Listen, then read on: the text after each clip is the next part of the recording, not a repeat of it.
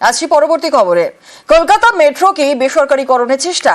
প্রশ্নটা উঠছে কারণ সম্প্রতি মেট্রো চালক নিয়োগ এবং তাঁদের বেতনের দায়িত্ব বেসরকারি সংস্থার হাতে তুলে দেওয়ার সিদ্ধান্ত নেয় কলকাতা মেট্রো রেল। সেই মতো সংবাদ মাধ্যমে তারা বিজ্ঞাপনও দেয়, আর শেষমেশ ইউনিয়নের বাধায় সিদ্ধান্ত প্রত্যাহার।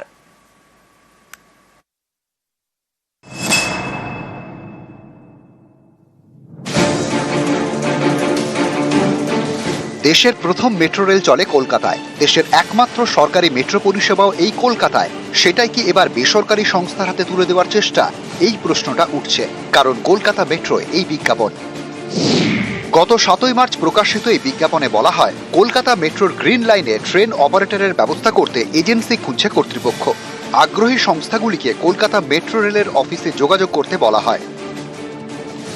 এজেন্সির হাতে ট্রেন অপারেটিং এর দায়িত্ব দেওয়া মানে কলকাতা মেট্রো সরাসরি চালক নিয়োগ করবে না, তাদের বেতনও দেবে না, সেই কাজ করবে দায়িত্বপ্রাপ্ত বেসরকারি সংস্থা। প্রশিক্ষিত মোটরম্যান চাই এবং ট্রেন অপারেটর এইভাবে বেসরকারিভাবে যেটা হচ্ছে এটা যাত্রী নিরাপত্তার পরিপন্থী। ইন্ডিয়ান রেলে এরকম কোথাও নেই। সেই অর্ডার হয়ে গিয়েছিল যে দিল্লি মেট্রো রেল কর্পোরেশনকে হাতে তুলে দেওয়া হবে। আউটসোর্সিং এর নাম করে এইভাবে ট্রেন অপারেটর নিচ্ছে এবং এটা যদি কোনোভাবে সফল হয় তখন আস্তে আস্তে কিন্তু সমস্তটাই বেসরকারীকরণ হয়ে যাবে। মেট্রো চালক নিয়োগ ও তাদের বেতনের দায়িত্ব বেসরকারি সংস্থার হাতে তুলে দেওয়ার সিদ্ধান্ত। মেট্রো কর্তৃপক্ষের এই সিদ্ধান্তের প্রতিবাদে সরব হয় একাধিক ইউনিয়ন। বাধা পেয়ে শেষমেশ সিদ্ধান্ত প্রত্যাহার করে কলকাতা মেট্রো রেল। ক্রমাগত ইউনিয়নগুলি চাপ তৈরি করে এবং শেষমেশ দেখতে পাওয়া যায় যে 10 দিনের মাথাতে সেই বিজ্ঞাপন প্রত্যাহার করা হয় এবং প্রিন্সিপাল চিফ ইঞ্জিনিয়ারের তরফ থেকে নয়া বিজ্ঞাপনে তারা উল্লেখ করেন যে তারা এই সিদ্ধান্ত অর্থাৎ অপারেটর নিয়োগের সিদ্ধান্ত আপাতত প্রত্যাহার করছেন। গত 17ই মার্চ ফের বিজ্ঞাপন দেয় কলকাতা মেট্রো। নয়া বিজ্ঞাপনে আগের বিজ্ঞপ্তি প্রত্যাহার করে নেওয়া হয়। আমরা মেট্রো রেলের মেন্স ইউনিয়ন সবসময় যে কোনো বেসরকারীকরণের বিরোধী। ট্রেনের পরিচালন ব্যবস্থা পুরো ভারতীয় রেলে সম্পূর্ণটাই রেল নিজে করে, কিন্তু এক্ষেত্রে আমরা দেখলাম হঠাৎ করে প্রশাসন হঠাৎ করে ট্রেন অপারেটরের বিজ্ঞপ্তি দিয়ে দিলেন। আমাদের চাপে প্রশাসন এটা প্রত্যাহার করতে বাধ্য হয়। কলকাতা মেট্রো রেল কর্তৃপক্ষের বক্তব্য, চালক নিয়োগের বিষয়ে দিল্লি থেকে আশ্বস্ত করা হয়েছে। রেলওয়ে রিক্রুটমেন্ট বোর্ডের মাধ্যমেই কলকাতার মেট্রোর চালক নিয়োগ করা হবে। এই মুহূর্তে কলকাতা মেট্রোয় 4টি লাইনে ট্রেন চলে। ব্লু লাইন অর্থাৎ উত্তরে দক্ষিণেশ্বর থেকে দক্ষিণে নিউ গড়িয়ার কবি সুভাষ, ইস্ট ওয়েস্টের জন্য গ্রিন লাইন সেক্টর 5 থেকে শিয়ালদা এবং এসপ্লানেড থেকে গঙ্গার নিচ দিয়ে হাওড়া ময়দান, জোকা মাঝেরহাটের মাঝে পার্পল লাইন, নিউ গড়িয়া থেকে রুবি অরেঞ্জ লাইন। দিন দিন কলকাতা মেট্রোর পরিধি বাড়ছে, কিন্তু চালকের সংখ্যা বাড়ছে কই? 2022 সালে তথ্য অনুসারে কলকাতা মেট্রোয় 396 জন চালক দরকার, কিন্তু চালক রয়েছেন 250 জন, অর্থাৎ প্রয়োজনের তুলনায় 146 জন চালক কম। এই চালক নিয়োগের দায়িত্বই বেসরকারি সংস্থার হাতে তুলে দিচ্ছিল কলকাতা মেট্রো রেল কর্তৃপক্ষ। ইউনিয়নের বাধায় শেষমেশ তারা সিদ্ধান্ত প্রত্যাহার করে। আবির ঘোষাল, নিউজ 18 বাংলা। হাওড়ার বেলগাছিয়ায় পাইপ ফেটে ভোগান্তি, 20টি ওয়ার্ড জলহীন, আর জল কিনতে লম্বা লাইন। কলকাতা এবং হুগলি থেকে গিয়েছে জলের ট্যাঙ্ক, সেই সব জলের ট্যাঙ্ক পাঠিয়ে পরিস্থিতি সামলানোর চেষ্টায় হাওড়া পুরসভা।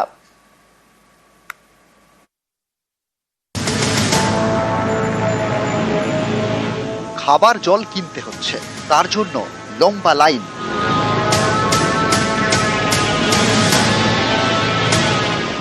জল যন্ত্রণার এ ছবি হাওড়ার বেলগাছিয়ার। স্থানীয়দের দাবি, বৃহস্পতিবার সকালে ডাম্পিং গ্রাউন্ডের আবর্জনার চাপে মাটিতে ধস নামে, ফেটে যায় জলের পাইপ, হু হু করে জল বেরোতে থাকে। 15টি ওয়ার্ডে বন্ধ হয়ে যায় জল সরবরাহ।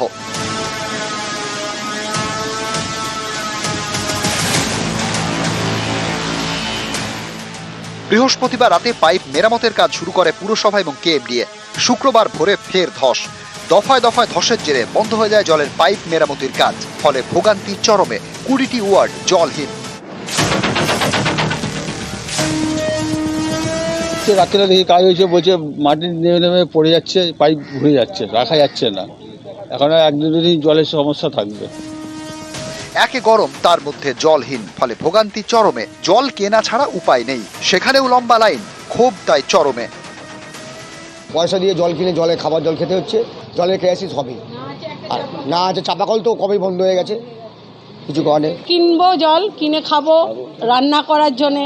পাবলিক মরে যাবে তো গরমে, কিনে কি কত সম্ভব? কারোর পয়সা আছে, কারোর নেই। আবর্জনা স্তূপে ধসের জেরে এমন পরিস্থিতি হয়েছে যে আপাতত পাইপ মেরামতি সম্ভব নয়। আগে ধসের মোকাবিলা করতে হবে, তারপর জলের পাইপের মেরামতি। পরিস্থিতি তো খারাপের দিকেই আছে, খুব একটা ভালোর দিকে নেই। আর সময় লাগবে জল পাস হতে, তার সাথে সাথে দেখা যায় যেভাবে ধস নামছে, ফাটল ধরা দিচ্ছে, এটা আগামী দিনে খুব বাজে সিচুয়েশন পৌঁছাচ্ছে। অনেকেই কটাক্ষের সুরে বলেন হাওড়াতেও পাহাড় আছে, বেলগাছিয়ায় আবর্জনার পাহাড়। অভিযোগ, এই আবর্জনার পাহাড়ের জেরে হাওড়া পুরো এলাকার নিকাশি ব্যবস্থা বেহাল। এবার এই ডাম্পিং গ্রাউন্ডে জেরেই জলের পাইপ ফেটে জল যন্ত্রণা। কলকাতা এবং হুগলি থেকে গিয়েছে জলের ট্যাঙ্ক। এইসব জলের ট্যাঙ্ক পাঠিয়ে পরিস্থিতি সামলানোর চেষ্টায় হাওড়া পুরসভা। আমি হাওড়ার আমাদের যে অ্যাডমিনিস্ট্রেটর আছে তাকে বলেছি এটা দেখার জন্য। আমরা দেখে নিচ্ছি যত তাড়াতাড়ি সম্ভব রেস্টোর যাতে হয়, সেই জন্য ওখানে পুরো টিম নামানো হয়েছে। আমরা প্রায় 15টা গাড়ি সকালে পাঠিয়েছি ক্যালকাটা কর্পোরেশন থেকে। তো হাওড়া কর্পোরেশনের কাছ থেকে রিপোর্টটা চেয়ে পাঠিয়েছি নগরায়ণ দপ্তর থেকে। এক বর্ষাকালে 6 মাস ডুবে থাকে, আর জল কালকে সকাল থেকে যে জল নেই, জনসাধারণের হুঁশ নেই। গাড়িতে একটু আগে এসছে, এখনো ওদিকে যায় না। না না, ওদিকে এখনো নেই। আমরা চাই সমাধান, আমার নয় সবাই। যে ধসের চাপ, এই যে কি বিশাল চাপ, সেটা আমরা নিজেরা ভুক্তভোগী দেখতে পাচ্ছি। তাই আমরা এখন যত সম্ভব বাড়ি বাড়ি সমস্ত জায়গায় জল পৌঁছে দেওয়ার ব্যবস্থা করছি। ওয়াটার ট্যাঙ্ক দিয়ে HMC এবং KMC ক্যালকাটা কর্পোরেশন 3টে বাহিনী আমাদের নেমেছে। আমরা বাড়ি বাড়ি জল পৌঁছচ্ছি। পরিস্থিতি খতিয়ে দেখতে এদিন ঘটনাস্থলে যান জেলা শাসক, সঙ্গে হাওড়ার পুলিশ কমিশনার। 2-3 দিন টাইম লাগবে এই জলের প্রবলেমটা একটু মেটাতে।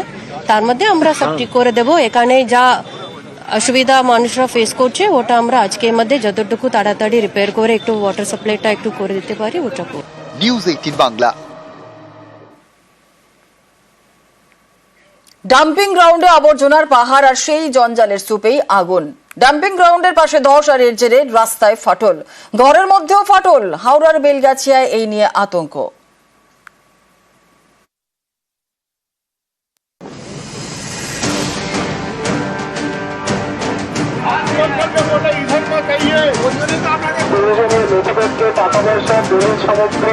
নিজেদের কাছে রাখুন।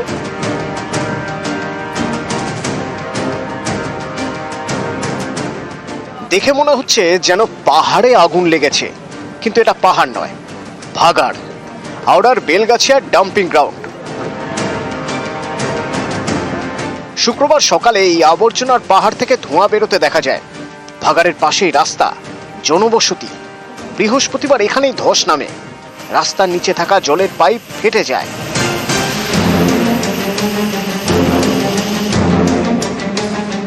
শুক্রবার দুপুরে হুড়মুড়িয়ে ভেঙে পড়ে এখানকার পাম্পিং স্টেশন। এদিন সকাল থেকে এলাকায় নতুন করে ধস নামতে শুরু করে, রাস্তায় ফাটল ধরে।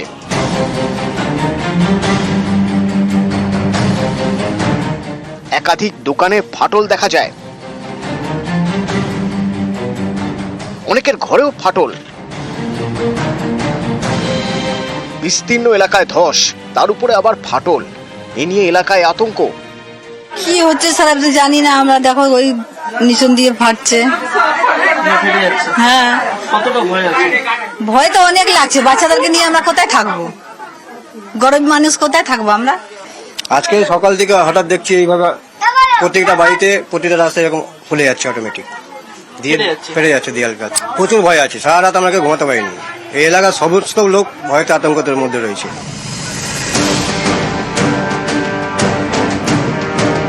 ছোট ঘর, এটাই মাথা গোঁজার ঠাঁই। সেখানেই ধসের জেরে ফাটল।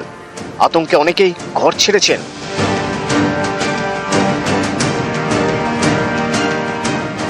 অনেক ভয় লাগছে স্যার, মানে থাকতে পারছি না আমরা। মানে কি গ্যাস দিয়ে মানে সেখানে দেখছি বাড়িটা পুরো হেলিয়ে যাচ্ছে, পুরো বাড়িটা ফেটে যাচ্ছে, রাস্তাটা উঠে যাচ্ছে। যাবার জন্য ভয় করছে, কি করে যাব। না কখন কি ঘটনা কি ঘটতে পারে। এই যে ভাগাড়ের চাপ, জলের স্রোতে পুরো রাস্তা ফাটল ধরছে।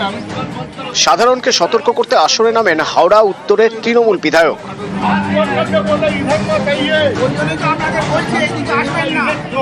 এটা বিশাল বড় অ্যাক্সিডেন্ট। অলরেডি এই ভাগাড় দেখছেন, ভাগাড়ে কিন্তু ধস নামা শুরু হয়েছে। সমস্ত দোকান, সমস্ত এখানকার নাগরিক পাবলিককে আমরা সরে যেতে, হাত জোর করে সরে যেতে অনুরোধ করেছি। বাঁচলে পরে জীবনে সবকিছু পাওয়া যাবে। ভাগাড়ে আগুন, ভাগাড়ের পাশে ধস। শুক্রবার ঘটনাস্থলে যান হাওড়ার পুলিশ কমিশনার প্রবীণ কুমার ত্রিপাঠী এবং জেলা শাসক পি দীপা প্রিয়া। যা আমরা একটু ইঞ্জিনিয়ারের সাথে টেকনিক্যালি কি একটু হচ্ছে আমরা তারপরে আলোচনা করে যা ব্যবস্থা নেব। If you have to shift, আমরা আশেপাশে একটু স্কুলগুলো দেখব, দরকার পড়ে আমরা ওনাদেরকে ওখানে একটু শিফট করে এখানে যা কাজ করা ওটা আমরা তারপরে শীঘ্রই করে দেব। এলাকায় মাইকিং করে বিপর্যয় মোকাবিলা দপ্তর পরামর্শ দেয় প্রয়োজনীয় নথি, টাকা পয়সা নিয়ে নিরাপদ স্থানে যাওয়ার। বাড়িতে নিজেদের প্রয়োজনীয় নথিপত্র, টাকা পয়সা, দলিল সামগ্রী নিজেদের কাছে রাখুন। যে বাড়িতে যে বাচ্চা আছে এবং বয়স্ক মানুষ আছে তাদেরকে নিরাপদ স্থানে রাখুন। অযথা আতঙ্কিত হবেন না। নিউজ 18 বাংলা। হাওড়া জেলা প্রশাসন আপনাদের পাশে আছে।